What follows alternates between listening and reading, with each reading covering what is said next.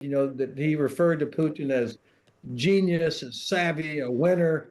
And I think he looks at Putin now as no longer a winner. In fact, Putin looks a lot more like a loser, particularly compared to the last time Trump was in office. Let's look about some of those big questions now, so heavy in the air, as Donald Trump returns to the presidency, and as Donald Trump walks through the curtains, the final arrival in the rotunda. Let's just look at and listen back to some of those claims made by Donald Trump on the campaign trail that have marked his progress since winning the election back in November. Here's just a few.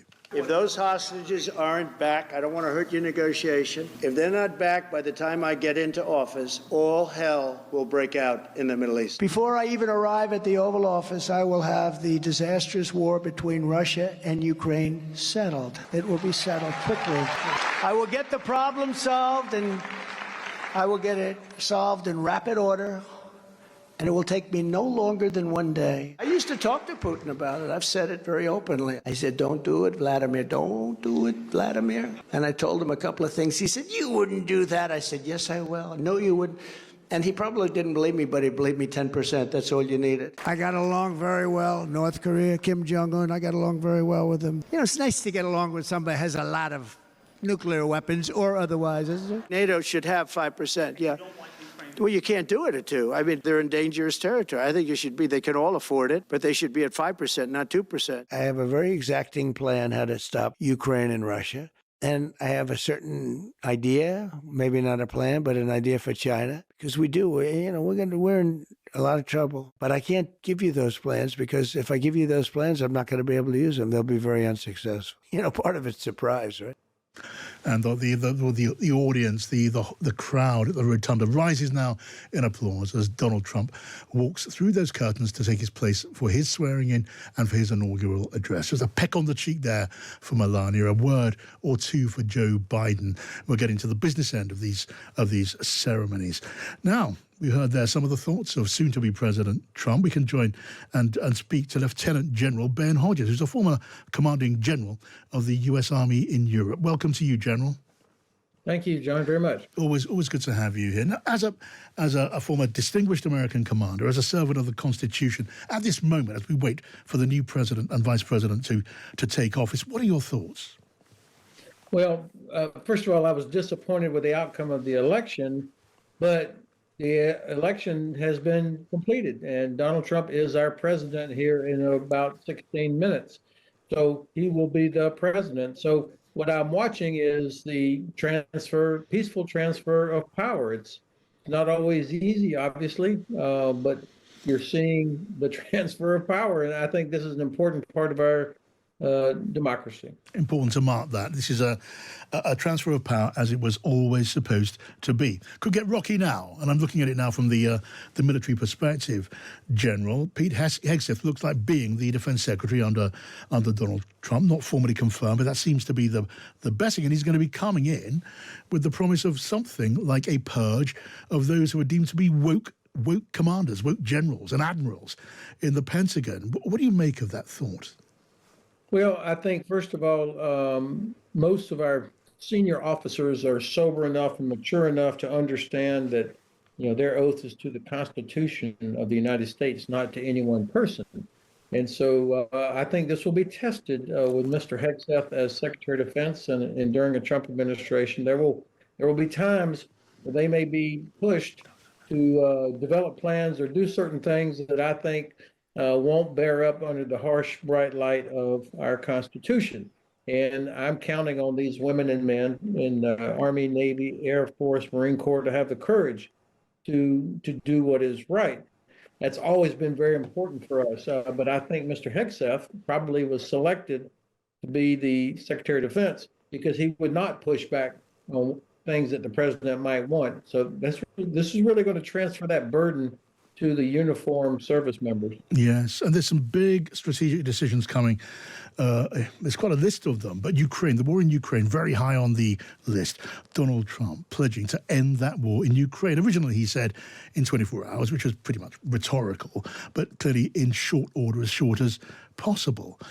What are your thoughts as you contemplate that idea, General? How much influence on the outcome will the Pentagon have? Will the State Department have?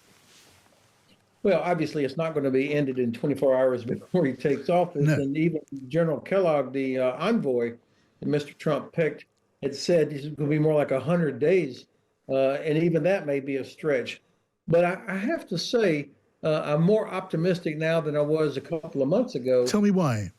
because I think Donald Trump has, in the past, he has kind of fawned over Putin. The clips you just played, Russia was not able to save their ally Syria, the enormous losses just this past year, and their industry, their economy is in tatters. So Trump could actually, and this is a little bit of my natural optimism, and you can separate what's overly optimistic versus reality, but the potential is there for the new president to say, "Hey, Putin, look, you're in bad shape.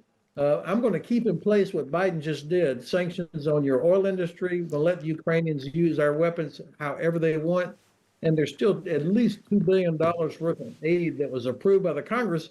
I'm going to let that keep going Yes. unless you negotiate in good faith." Okay, so you're looking for optimism there when it comes to Ukraine, that huge decision, which is going to be, well, high on the agenda for the new president. Let me just share this with you, General, just in the last few moments, as we're speaking.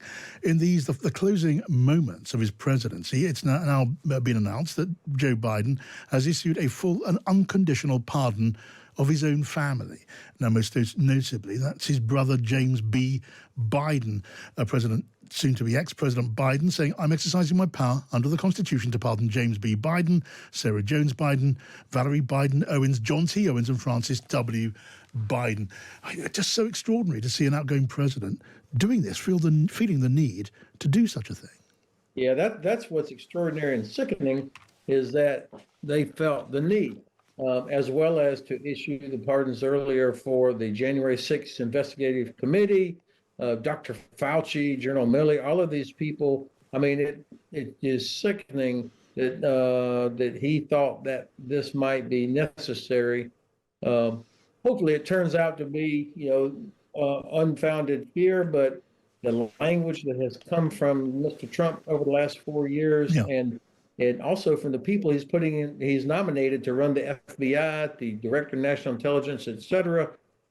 I mean, and there are a lot of crazies out there that will act on language, even if Trump says, "Well, I didn't tell him to do that." Yes. There are a lot of people out there that would act on that. And so I think, unfortunately, it's probably necessary. It's necessary to underline the point, General Hodges, isn't it? That Donald Trump, he's said to have had a very significant part in bringing about the ceasefire in Gaza that we've seen just a few days ago, and which has taken effect over the weekend. Well, of course, we don't know. But I think what the most important thing is that it looks like there is a ceasefire, and that at least 3 of the Israeli hostages have been released. Also, by the way, quite a few Palestinian prisoners have been released. So, Henry Ford once said that there's no end to the good a man can do if he doesn't care who gets the credit. The fact is, the Biden administration, and I'm no huge fan of the Biden administration, but they have been working for a long time on this. And I think Mr. Trump rushing in to claim credit for it probably does deserve some credit, because he's so unpredictable. And I think the Netanyahu government probably is relieved to see Trump arrive, because they think they will have a blank check.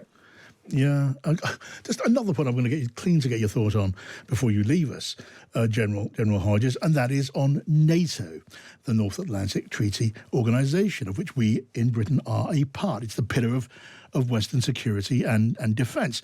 Donald Trump, he has been very clear that he wants to see more by way of contributions to defense spending by the NATO members themselves, and even dangled the possibility of America withdrawing if they do not live up to those pledges. Now it's said he wants to see 5% of those countries' national earnings devoted to defense, which is a great deal more than any country is devoting now, even America, not giving 5%.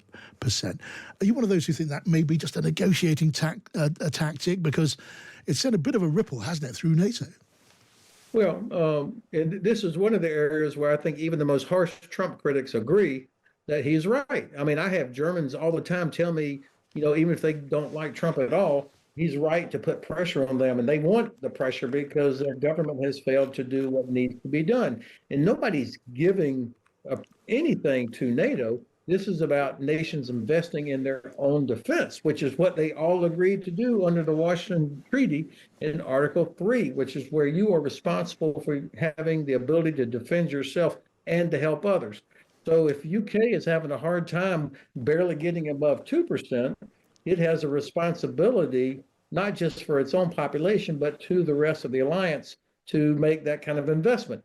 And, you have to have the defense you need, not the defense you can afford, because our enemies, for sure, are looking for that weakness. 5%, that's a hell of a lot of money, but it's nothing compared to what failed deterrence looks like, as we see in Ukraine. Okay, Lieutenant General Ben Hodges, thanks as ever, General, for joining us on the program.